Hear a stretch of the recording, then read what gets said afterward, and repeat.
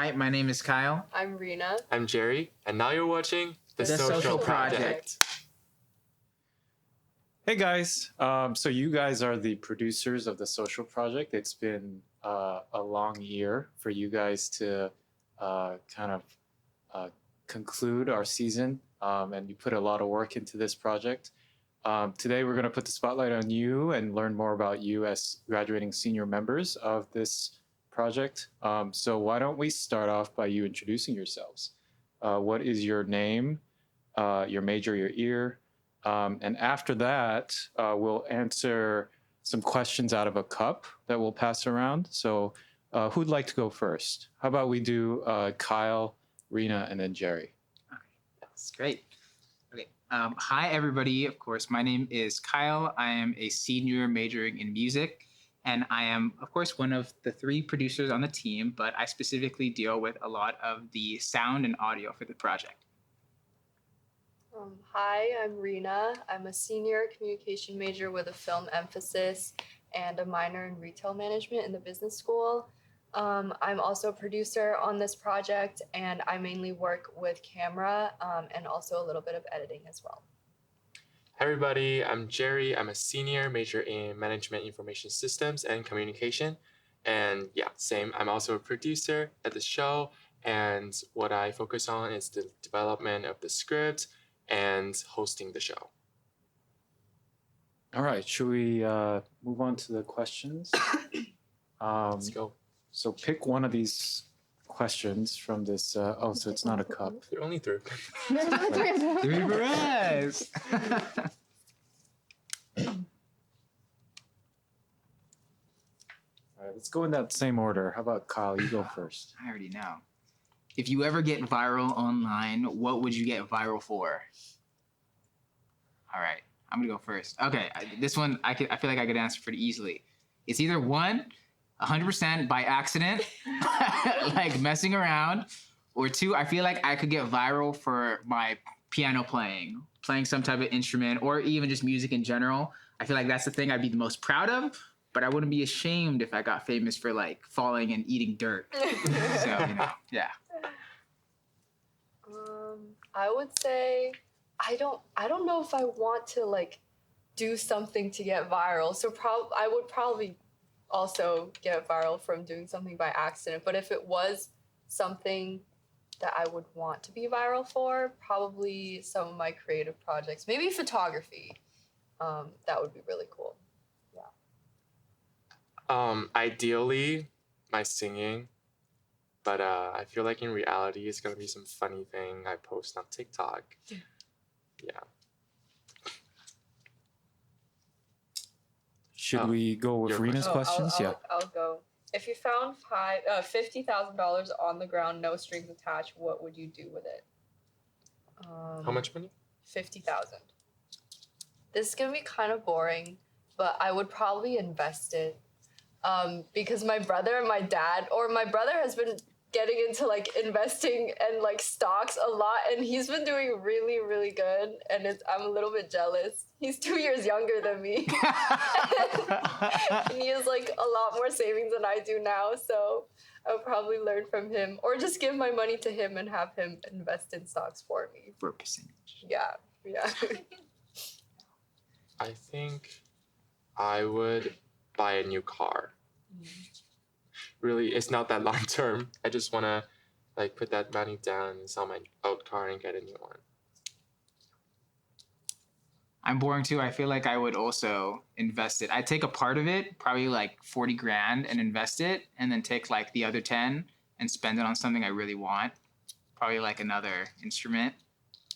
Or, like just like nice spending money. Like I'd buy a synth. I'm looking at some synths, and they're pretty pricey. They're not cheap. So maybe like a $5 grand synth. I could justify it in my head. Such adult answers. So my question is, what superpower would you want to have for a day? I want to be invisible so that I can do the What do you want to do? No. I just think it's cool to be invisible, you know? You can be invisible. Very, very eloquent, Jerry. Okay, I would definitely do like transportation. Like I would want to be able to teleport, like instant transmission. I feel like that's the thing that I want to do because it's like I wouldn't have an excuse to be late anymore. I do that and I'd be there. So it's like, yeah, why not? I would say not a superpower for like just one day, but like an indefinite superpower that I would want to have is to know every single language in the world. I feel like that would be It's a really good one. just like learning different cultures and being able to talk to people from different cultures. Yeah. I'm so sorry. I have intrusive thoughts right now. Maybe it's because I'm concussed, but when Jerry said, I want to be invisible, I thought, you're an Asian man in Santa Clara, you're already kind of... And then for Kyle, when you said transportation, I thought you meant like driving a school bus, and I was like, that's... I mean, that'd be cool too, I guess, you know. All right, let's segue into the next section and let's get more serious into the work that you've been doing. So including this past summer, as well as your last 3.5 years at Santa Clara, what projects have you been doing? What internships have you held? Have you done any part-time jobs, moonlighting in the evenings? What have you been up to? Okay. You want me to Yeah. Okay.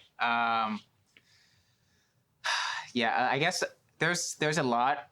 I think I'm in like a unique position being a music major and a communications minor because I kind of have to reach out to get different opportunities on my own. So a few things that I've been involved in, of course, if we're looking specifically at music, I spent a lot of this last year preparing for my senior recital. So it's a piano trio. So it's a lot of just like musical preparation, logisticals, like business logisticals, reaching out to people, hiring people, other things like that. I also am a part of the Imaginarium and the Media Lab, of course.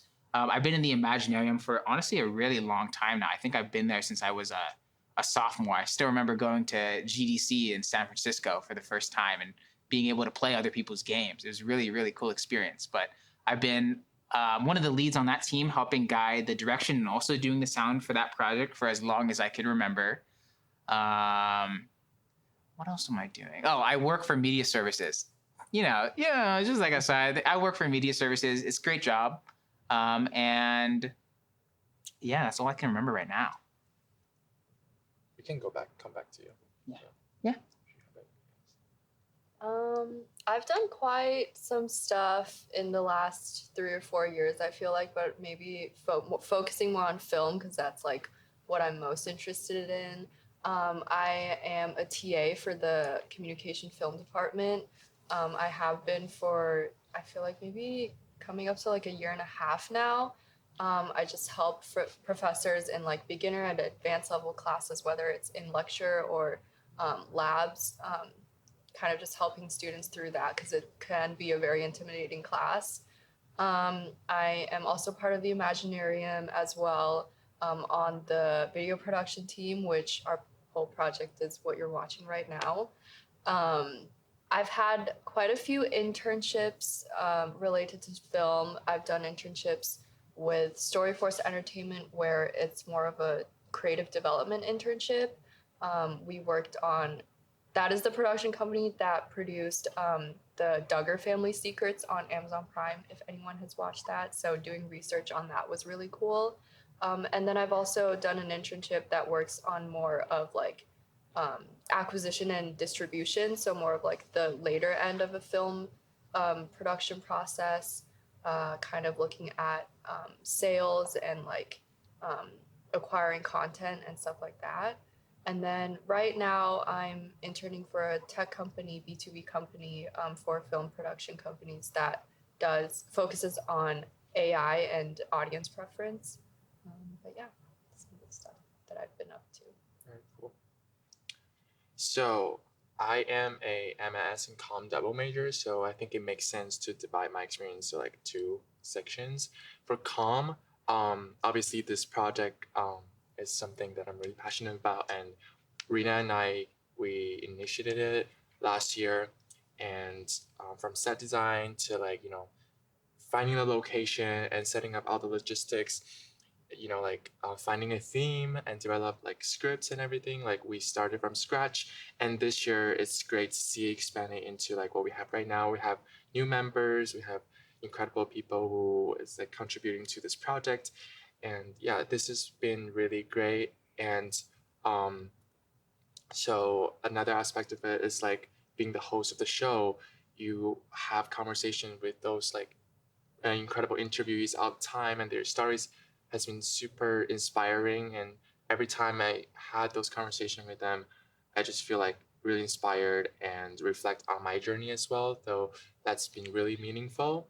And then another internship related to comm I had was a film internship where Professor Opper actually introduced me to a film set in Oakland, and we were working on it for a month in December last year.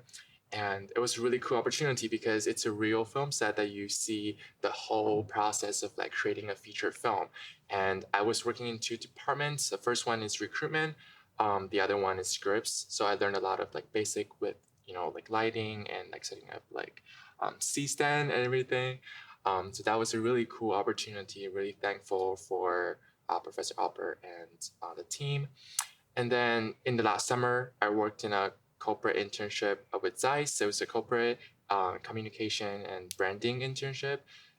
It was a really awesome time because I was like in charge of a lot of different things, and all of the things are coming from the knowledge that I learned at Santa Clara, like press release writing and video production and event planning. So all of that are coming from old experience, and I finally had the time to practice them in real life, and I actually learned a lot from that.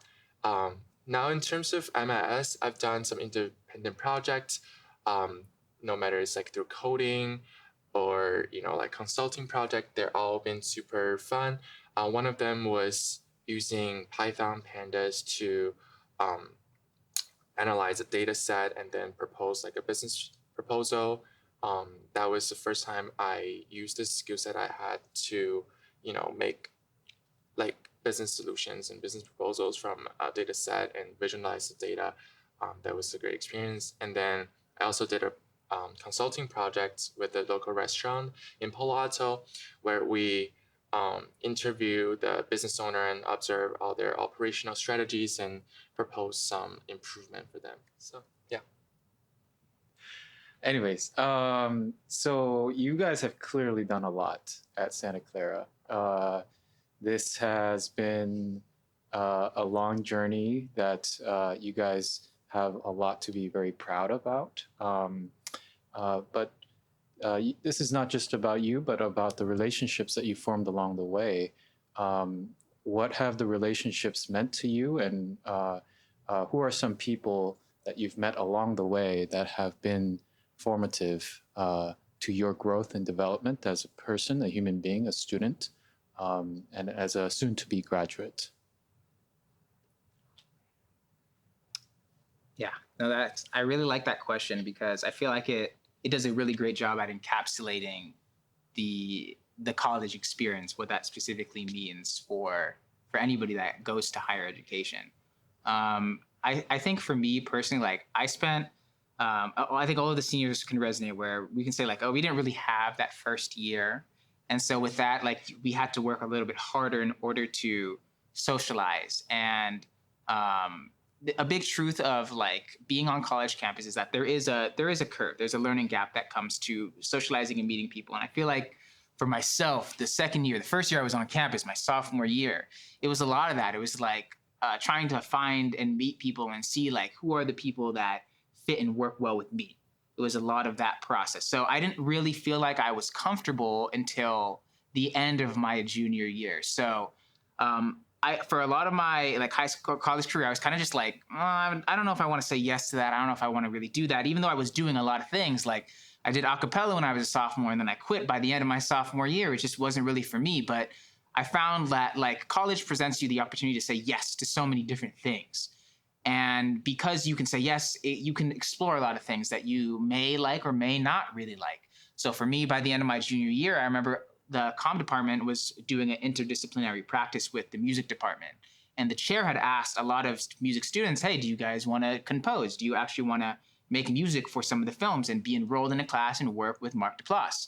And we were like, okay, I guess so. Like, it was a very last minute thing. Like, we didn't really know, but we said yes. And we were like, a year later, I'm so happy that I said yes, because it was the thing that really got me into sound, like professional audio, post audio. It's the thing that really got me in. Even though I didn't compose as much, I love it, but it got me into sound. So I feel like if I didn't really say yes, one, I wouldn't really have realized my passion for that specific niche, which is sound, and I wouldn't have been able to meet those people that I worked on that film set with.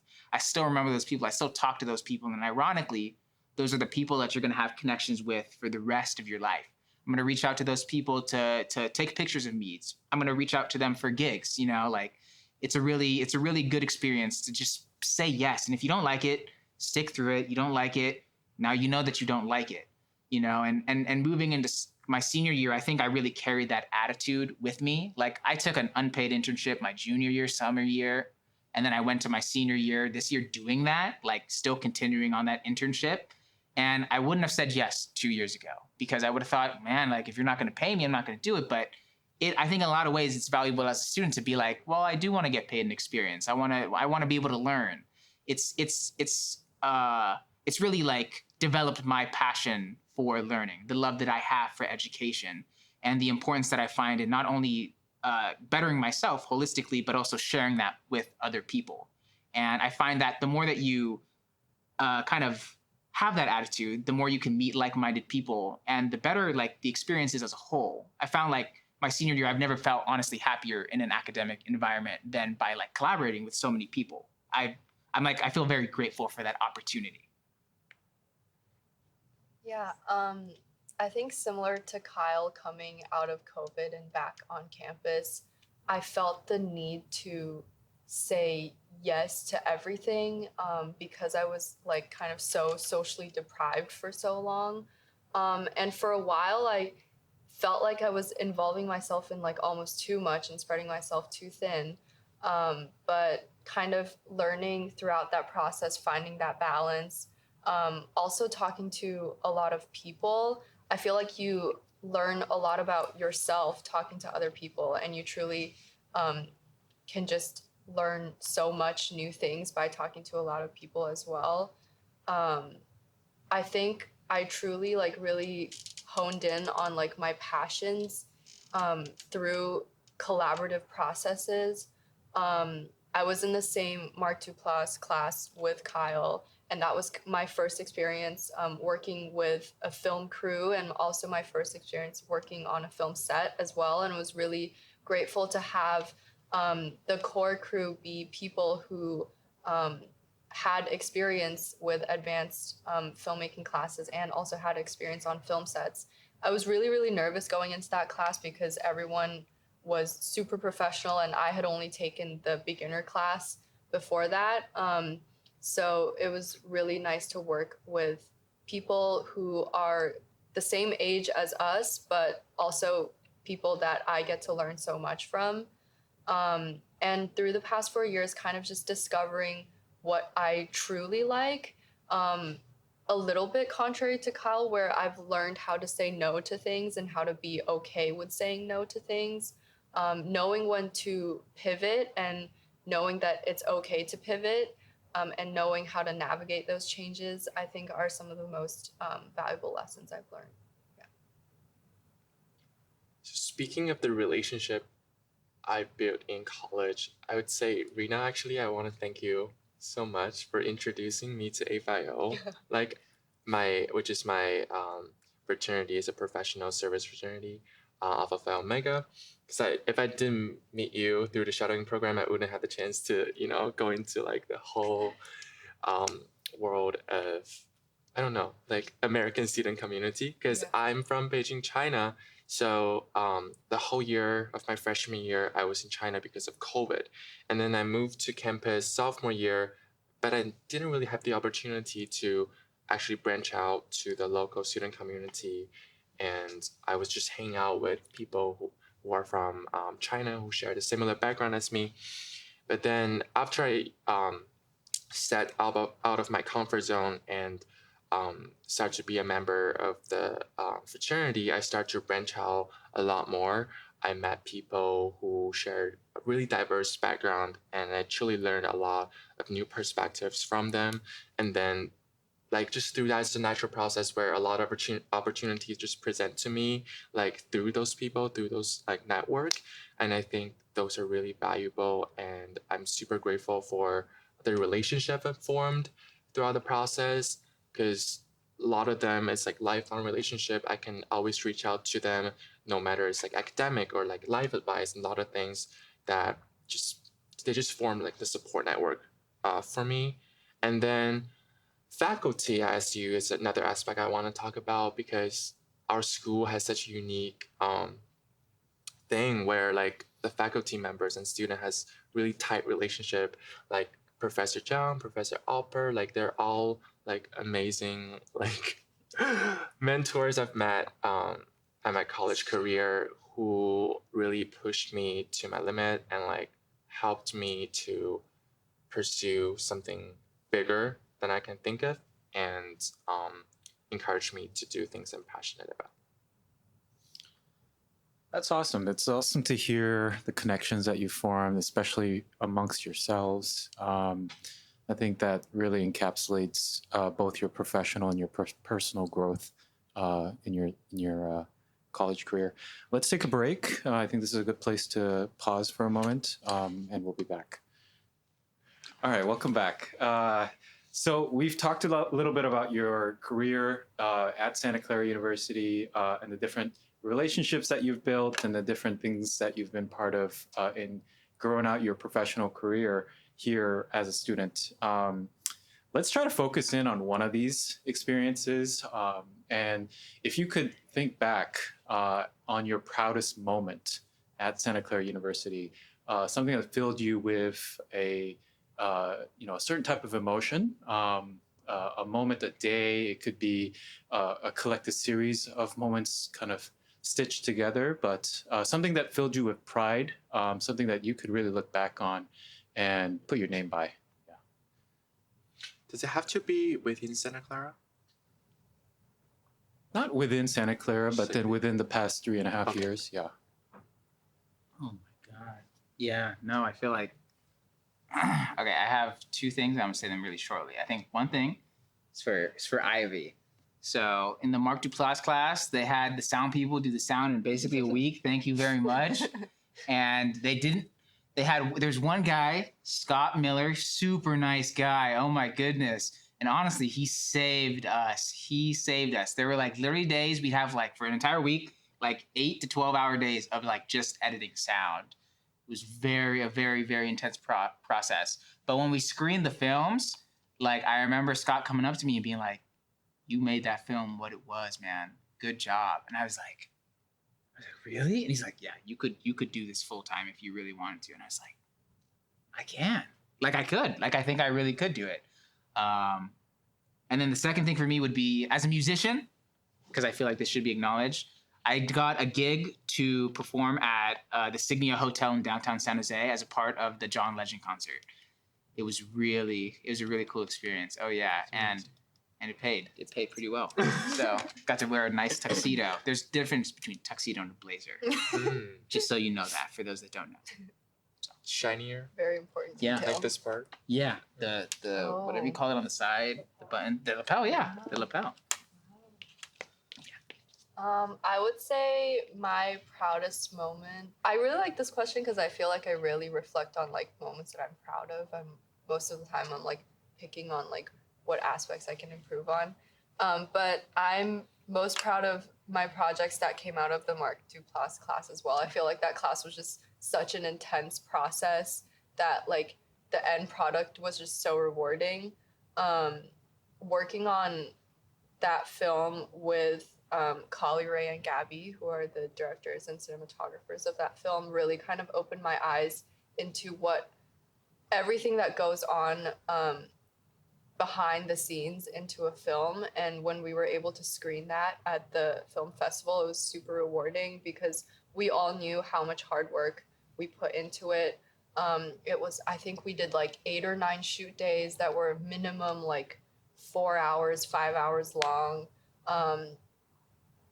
Worked with a whole bunch of extras. We had multiple days of like having 15 plus extras, kind of navigating through that, and learning from Kali Ray and Gabby, who are upperclassmen at the time, and how they went through that process as well. And then another thing that I might be even more proud of is probably the screenplay that I wrote last winter, that was also selected in the film festival last year as well. It was a really personal screenplay that I wrote about East Asian diaspora, about female cross-generational trauma. And I think it came from a very personal place, and I really wanted to show an aspect of that side through something really, really simple as a name. The film is about having a Chinese name and an English name and kind of navigating those two identities. And this year, I have the huge pleasure of working with some people in this room as well to actually make that screenplay into a short film, which we're in pre-production right now and planning to start shooting next quarter, beginning in March. So I'm so excited for that. I'm very grateful to have that team and to actually see it come into light, because I never wrote that script thinking of wanting to produce it, because I honestly didn't think it was good enough to ever be made. But having the confidence from group mates, faculty, and everyone who's like seen it and read it and who resonated with it meant a lot to me. I would say I feel really proud of my achievement in my internship last summer with Zeiss.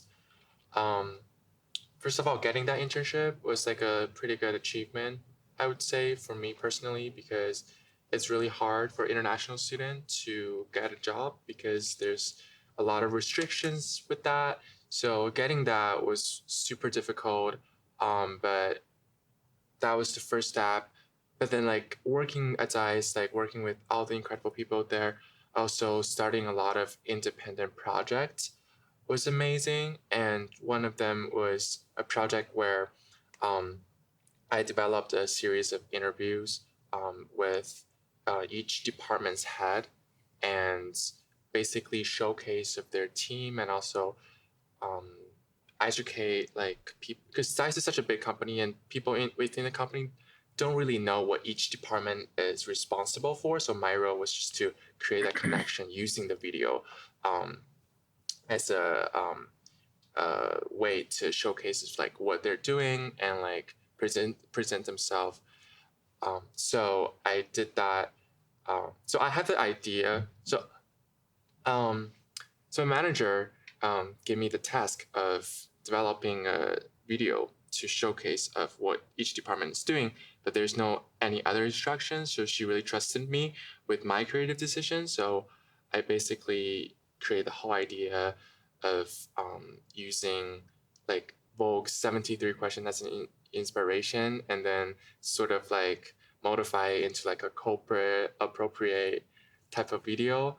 And then just working with each department and communicate with them, and also just make that whole thing come to life was a pretty good achievement. And then in the end, my manager told me that she's from Germany. So like she said in Germany, they will like put their head like down when they like really like, what's the word?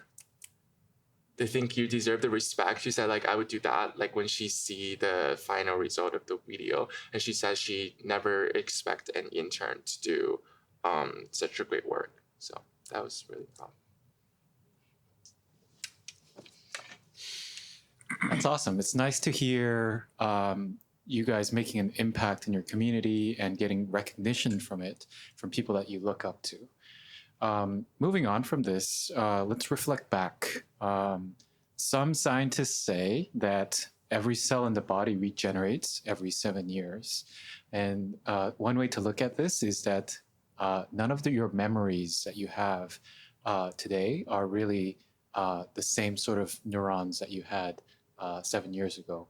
And we're kind of left with the emotional sort of scars. We're left with photos of your memories from years past. Looking back at yourselves as first-year students, what are some moments where you felt like you've changed, grown, or have a completely different perspective on your life? Or finally, a little bit more of a challenge is, what were some moments where you could say today that you were wrong, and you would correct yourself now as a senior, looking back to your perspective and your mindset and approach to life as a first-year student? No, that is so hard. Half an hour to think of answers. That's what happened when you have a professor to host a show. You know? Goodness. Yeah, I mean, I think for me, like, getting out of high school and entering college for the first time, I think I had like a very large tendency to be complacent, to be really quiet, to be kind of unbelievable to the people here, like very soft spoken, actually. And it's a thing that I think that I had to reteach. No, really, it's a thing. I think it's it's a thing I had to reteach myself, because even though in a lot of ways, like, I'm very outgoing socially, like I can get very comfortable with other people, like when it came to wanting like giving feedback, working in a collaborative sense with people, I didn't have a lot of confidence with that. Like, I remember, like, people would ask, like, what do you think of that? And it's like, I don't know, like, I don't know what I think of it. Like, I mean, and I knew deep down what I thought of it, but I thought that it wasn't like a valid thing for me to share if I wasn't like a professional in it, if I didn't like study it, if I hadn't been doing it for a really long time. And like, I just think for a lot of my life, I thought that I was unintelligent. I thought I was incapable. I thought I was lackluster in comparison to a lot of my peers. But the more that I started working with people, the more that I started seeing what other people have to offer.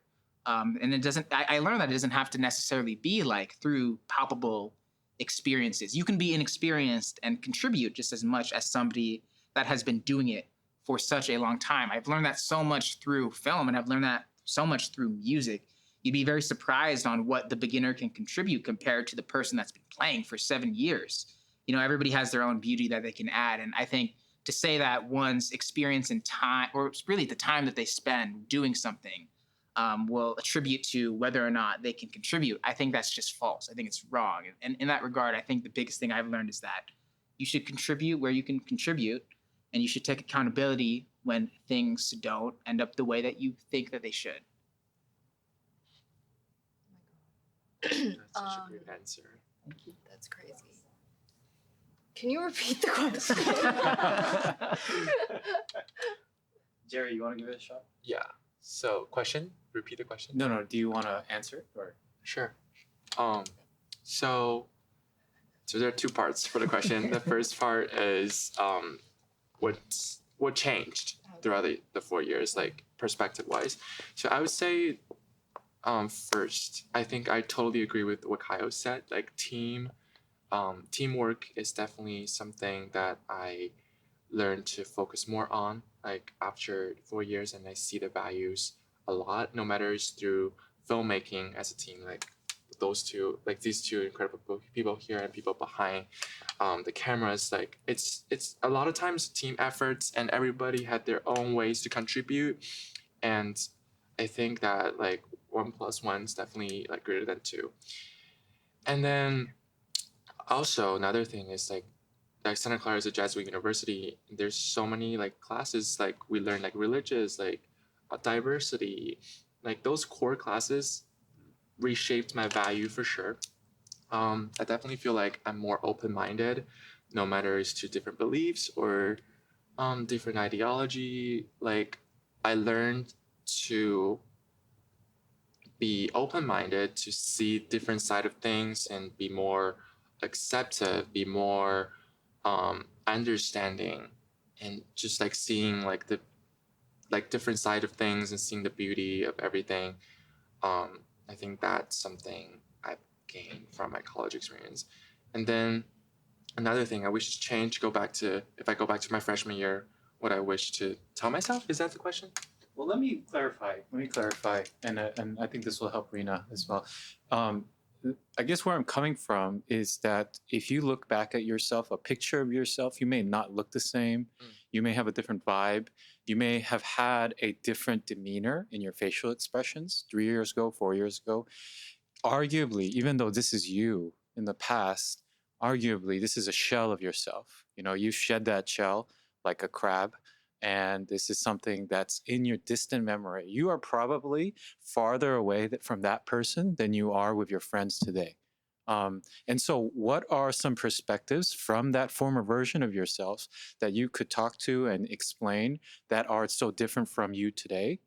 Because there are people in our community, in our university, who are similar and kind of experiencing similar sort of stages in life as that former shell of yourself. And so, if you could kind of give a perspective on who you are today as opposed to that former version of yourself, what would that be? Is it my turn now? Or you, Yeah. can answer more if you want. I think I was going to say, yeah, I have a little more to say. So, if I look back to the freshman year self, I definitely wasn't too comfortable with like coming out of my shell and like talking to people from different backgrounds, because I'm from another country where there's not much diversity there, but going to college, coming to America, like I've seen so many people with really diverse background and different like talents to share, and I think I recognize that now, and I really think that there's like beauty in it, and I think I would tell my freshman year self to like open up like faster and like reach out to like going to like different events and like meeting different people from different like clubs, organizations, and get involved more on campus, and just embrace this like incredible 4 years of your life that it's like super unique in your lifetime. I will say just one more thing is that I'm not necessarily using the crab analogy to say that you need to come out of a shell. That's not, I don't want to give you guys that pressure. Nobody should have that pressure. Some people may experiencing a growth that involves being more expressive and vocal, but that's, being expressive and vocal is not synonymous with growth. So whatever that may look like for you. Yeah. I think for me, really, really big changes throughout college. I think coming into college, I was kind of more so working on being okay with like the whole assimilation progress of immigrating to the US my freshman year of high school and moving to a public high school in the US versus being in a private school in China. But I think one of like the bigger changes happened probably the end of my sophomore year. The summer of my sophomore year, I spent in England for a study abroad program at University of Cambridge, which the program was 6 weeks long, and it was the first time that I went to another country by myself where I didn't know anyone. No one from Santa Clara was in that program either. And kind of just being in a completely foreign place by myself for the first time ever. I had a lot of like, I guess like epiphany moments throughout that 6 weeks. And then I actually decided to stay another whole month in London by myself after the program ended. I think the biggest changes that happened to me during that program was that before I was very much so needed to be around other people, needed to be in social settings around other people, had very bad FOMO, could like really felt bad if I was like left out of something or I wasn't involved in something. But on the other hand, was really closed off to other people myself, wouldn't really share a lot of my personal stuff with people around me, and it kind of began feeling even more isolating when I was around a lot of people.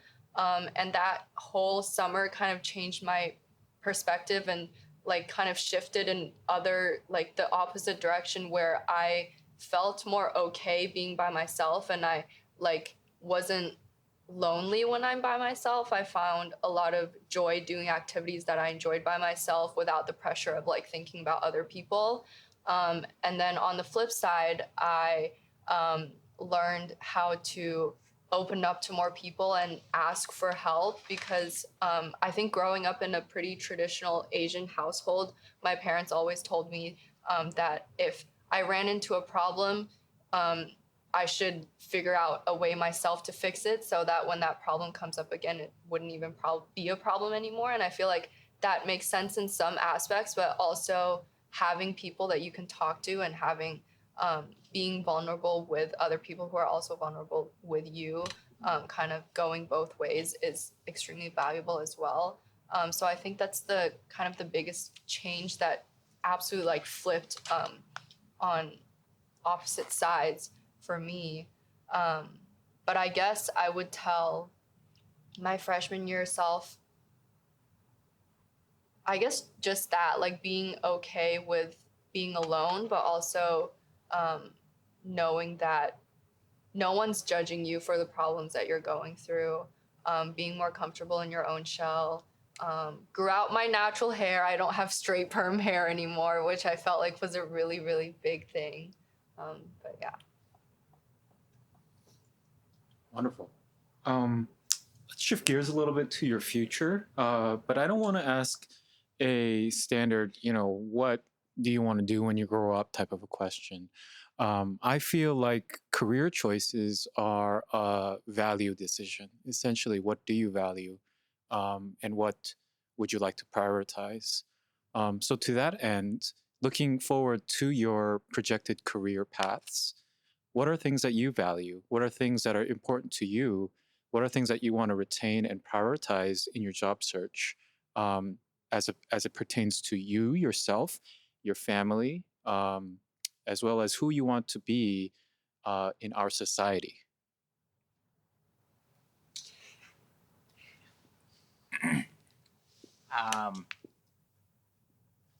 I like this a lot because I see jobs as phases. I see them as points in your life that reflect where you're emotionally at or what you are trying to prioritize. So for me, I'm stuck between two places right now. I sit in a gray area because I grew up in a low income environment, East Side San Jose, relatively average of like socioeconomic income is just lower than an area like say Santa Clara.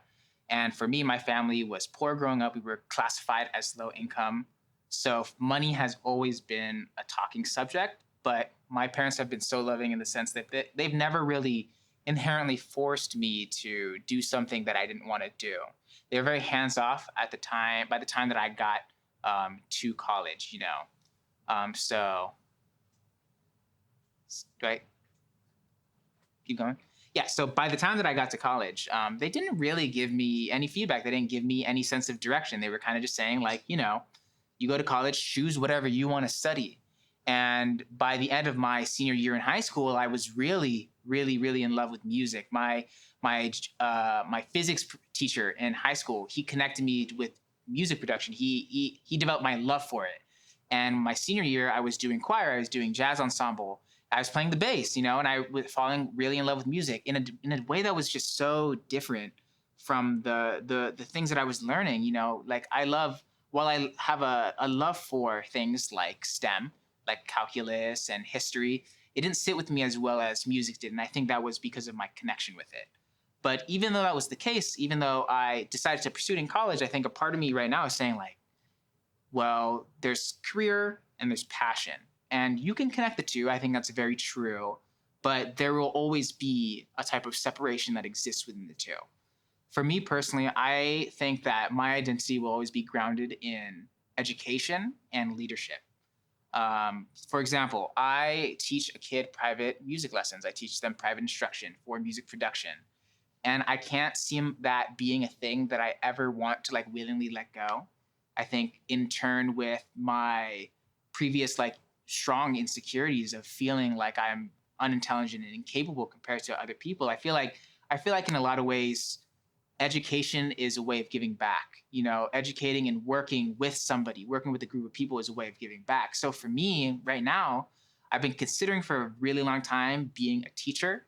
I've applied to a program called Teach for America. Some people don't know it, but it's a nonprofit group that works to connect recently graduated undergrad students into a low income school. And so I want to be placed somewhere in the Bay. I don't care what I teach. It could be pre-K to kindergarten, K through 12, any type of like English, math, etc. It doesn't have to explicitly be music, but I love the idea of that because it's giving me a chance to find out, do I really love teaching? Is that like a part of me that I want to keep in my everyday? Because the truth is like teachers, they face a lot of slack.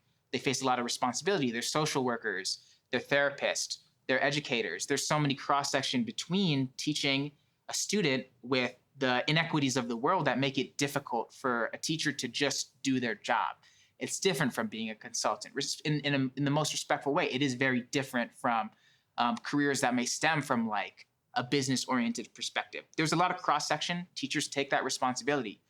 I'm okay with taking that responsibility if that means that that student can be on an even playing field compared to students that were just born in better environments. And for me, I want to explore that. I want to see if that's something that I really like. And as for music, I don't see myself ever stopping doing that. Like I want to do music and probably until the day that I die. And I say that right now, being a 22-year-old that's about to graduate, but that's a part of me that I just don't want to leave.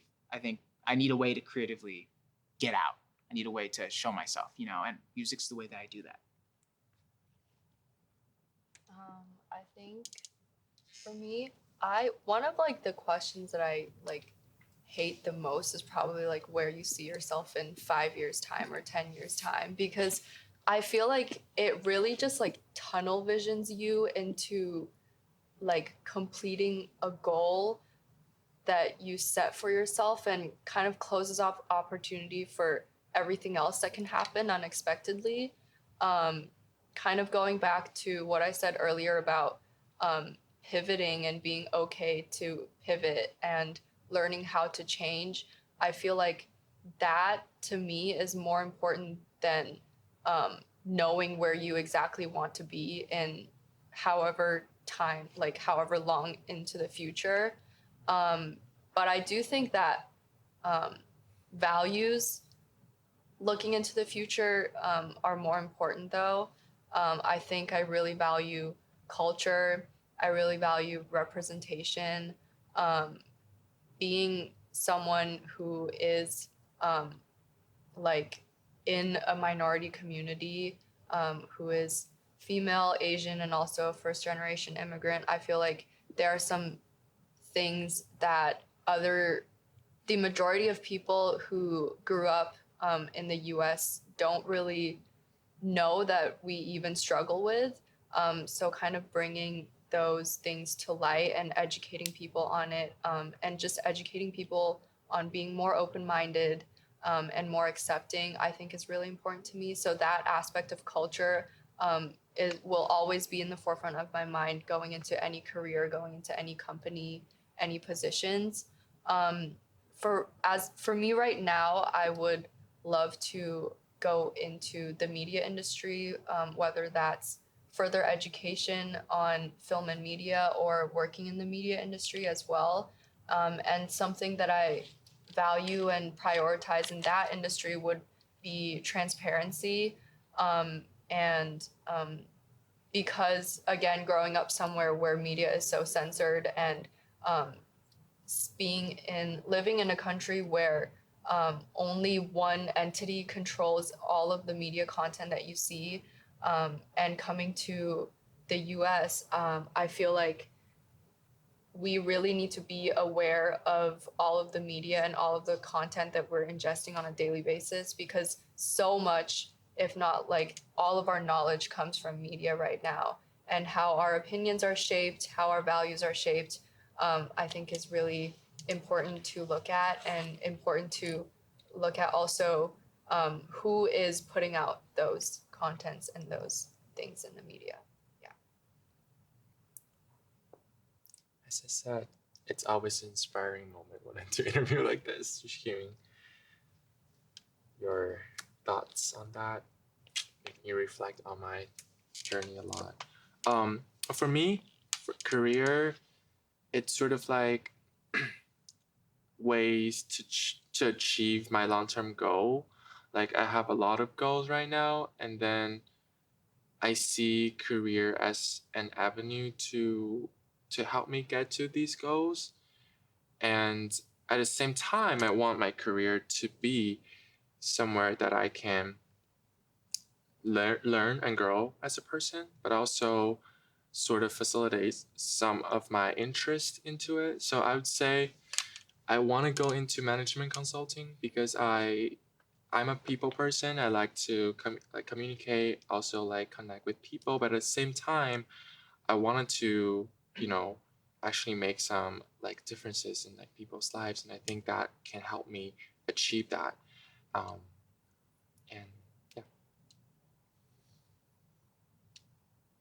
Fantastic. It was wonderful hearing your stories about your values and how they are formative in your career aspirations. I want to extend this thought a little bit further and ask you, because our lives are colored by vision and quite literally and figuratively. Um, uh, we have aspirations in life because some things have come before us and we see things as possible, whether they're through media or whether they're through role models or whether they're through things that our friends have told us. Looking forward, what are some role models that you have that you would like to emulate, whether it's their value systems, whether they're career paths, whether it's their aesthetic or their how they carry themselves. Um, this is a question that's catered towards not just your career, but who you want to be remembered as, not just 5 years from now, but throughout your life. So deep. It is deep. I think the most obvious answer is like family. I feel like that's like the thing that's everybody's gonna be like, yeah, my dad, my mom. That was like obviously like my parents. My parents are very unique in the way that they're not tiger parents in any capacity, and I recognize that is very much a privilege. So just as background, I'm not a first generational college student, but I'm only like really half of a first generational college student. So my mom, she came from Manila, the Philippines, and she immigrated here when she was very young, maybe middle school, late middle school. And she, for most of her life, she worked. She worked to support her family. Her aunt, who was always sick, and she would give a lot of her money to her mom in order to actually like make ends meet with a lot of her siblings. So for her, like through a lot of my life, she showed me like the value of money and the way that money doesn't have to inherently correlate or have a connection with being unhappy. Like for most of my life, I didn't think or know that I was poor, and I didn't know I was poor until I filled out my FAFSA, and my sister came up to me and she was like, "Our EFC is really low." I was like, "That's good, right?" She's like, "No, like the lower it is, like that's the less we're supposed to contribute." And we got a really low number. And I was like, we're poor? Like, I felt very plentiful where we were. And I'm very happy that my mom instilled that value in me. And not only that, but she showed me the value of working. So when I got into college, my mom was like, don't work. I don't want you to work. And I was like, no, like I want to work. Like I want money. Why wouldn't I want extra cash? And I didn't understand for a really long time what exactly she meant by you should not work. You should focus on your studies. You should improve and like just learn.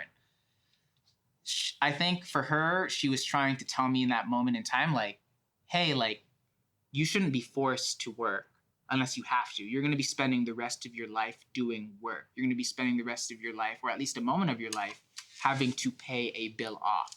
So take the time that you need now to invest. Even though she didn't go to college, she stopped at high school, she worked after that.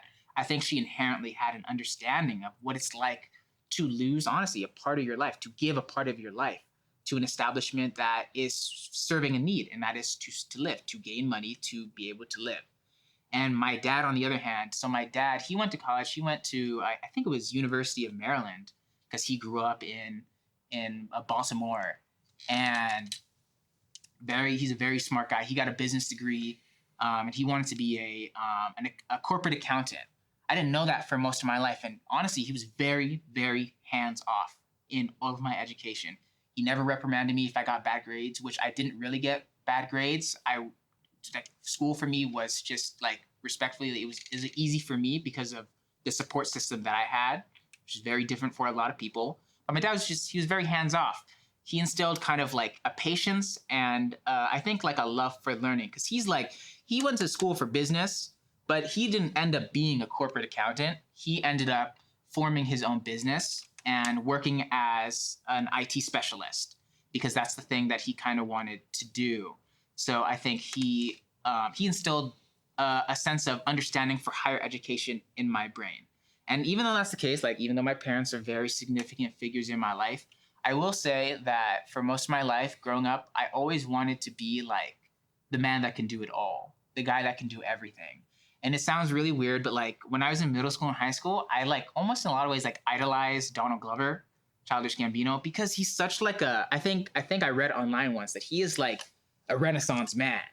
Like he had an upbringing as a musician, as a rapper, and then he was making soul albums, and now he's screenwriting and he's acting. You know, like I feel like there's a sense of pride for me in being so multifaceted. I love being acknowledged as like, oh, Kyle's the guy that can play the piano. He can play really well.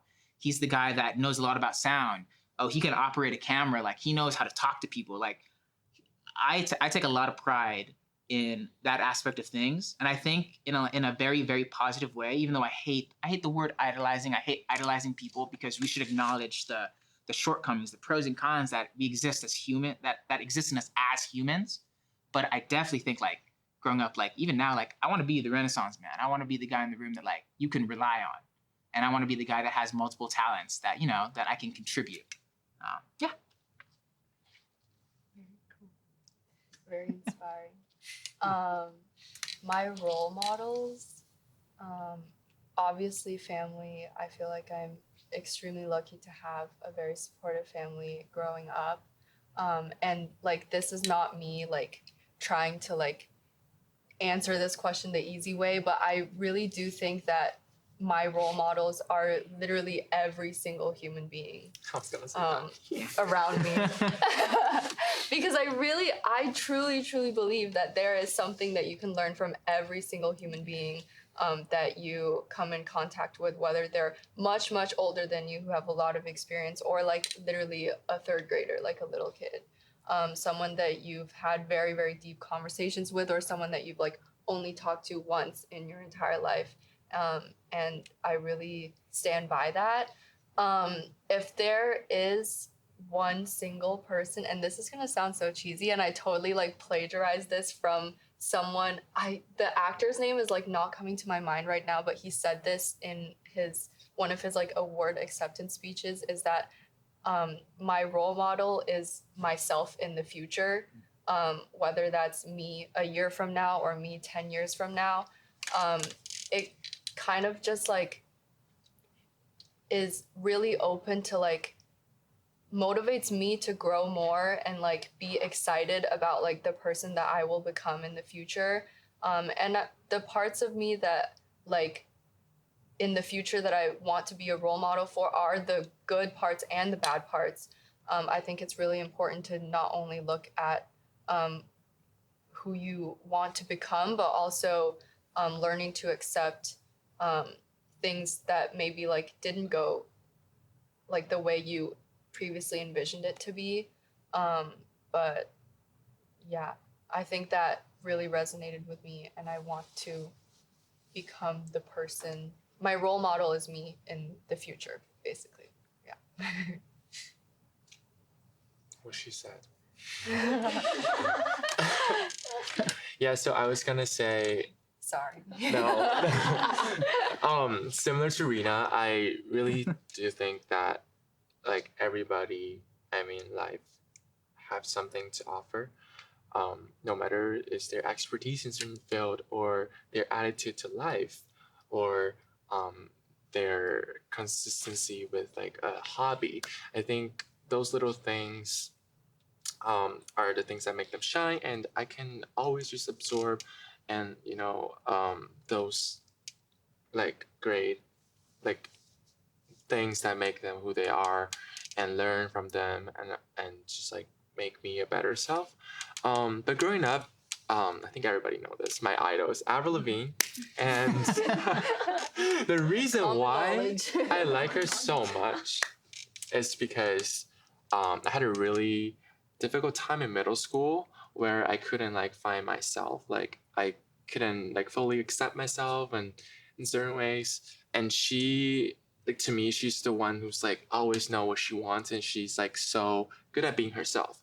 So that's why I grew up like listening to her music and resonated with her and trying to be someone who can like truly embrace their identity and just like be comfortable being themselves. And I think like now I'm like I can comfortably say that I am becoming the person that I want to be. Like I embrace my identity. I love who I am. So that's the power of idol. Like having like an idol, like they actually like transform you into someone that you wanted to be, a place that you wanted to be at. So that was in the past. And as for now, I think because I already like love myself more than ever, so that's like in the past. But now I want to be more ambitious. Like I really look up to people who have like multiple things on their plates and can be able to like manage them super well and have like a really ambitious life goals. And I think those people have the energy that I wanted, and I wanted to be able to like have that energy and do something big with my life. Beautiful. So to conclude, I have one last question for you, and I would like you to answer in 30 seconds or less for this question. We live our lives from our first person perspective, and we see the people around us, our friends and family, and we see our role models, we see our learning environments, our comfort zones. Now let's look internally. Let's almost kind of hold your hands out almost like a mirror. And what do you see? Who are you? What is your identity? Say your name and who you are and what you represent to the people around you now, as well as into the future for people who are reading this, who are watching this, who are listening to this in years past. Jesus. You want me to say my name? Like you want to be like, my name's Kyle Kinard. I mean, you don't have to do this, but you could look at the camera. Who are you? What is your identity? And who do you represent to the people around you? What is a position? What is an adjective? What is a status that you hold? Who are you? And how are you more than just your name? That's good. Thank goodness. Okay. Hi, my name is Kyle Kinard. I'm mixed Black and Filipino. I am confident. I like to make a space where people can open up, and I like to teach as much as I like to learn. My name is Rena. I am an Asian American first generation immigrant, and I am a creativity driven, detail oriented, and passionate individual who loves culture and the interconnectedness of a shared human experience.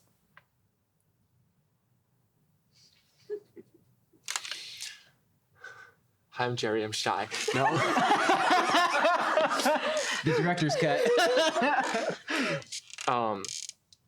Hi, I'm Jerry. I am a Chinese international student. I am creative. I'm innovative, and I love working with people. All right. I think that's good. Is there a do I do the concluding Wrap thing? it up. You guys slayed it. Okay. All right. Well, thank you so much for participating. Thank you for organizing this. Thank you for creating a platform and an opportunity for students at Santa Clara University to share their experiences and to kind of represent the Santa Clara perspective for current students and future students to come. Thank you to our staff and the supporting undergraduates here, lowerclassmen. And you guys, as the senior producers of the show, we are very grateful for your leadership and your initiative. So thank you so much. Thank you. Yeah. Thank you. Okay. Cut.